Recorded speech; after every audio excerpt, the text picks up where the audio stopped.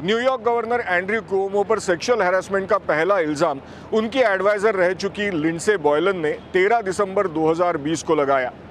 उसके बाद Charlotte Bennett, एना रक और एना लिथ समेत कुल 8 खवातीन सामने आई हैं, जिन्होंने कहा है कि वो एंड्रयू कुओमो की जानिब से सेक्सुअल हैरेसमेंट का शिकार बनी।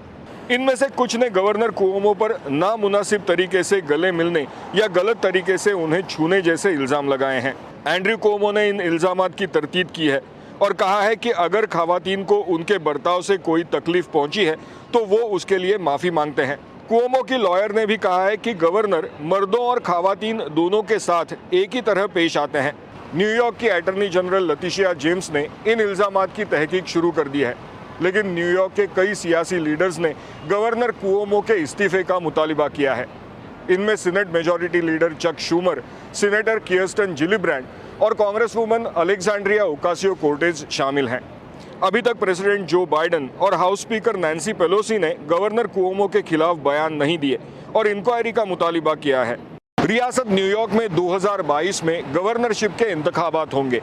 जाहिर है उस वक्त भी इन इल्ज़ामात को लेकर खूब सियासत होगी। अब देखना यह है कि क्या ये कंट्रोवर्सी चौथी बार गवर्नर बनने की एंड्रयू कुओमो की ख्वाहिश को मुतासिर करेगी या नहीं। साथ ही बड़ा सवाल ये भी होगा कि क्या इस सियासी तूतू मैमे के दौरान उन खवातीन को इंसाफ मिल पाएगा जिन्होंने सेक्सुअल हैरेसमेंट के ये इल्ज़ाम लगाए हैं। Anshuman Apte, VOA news, New York.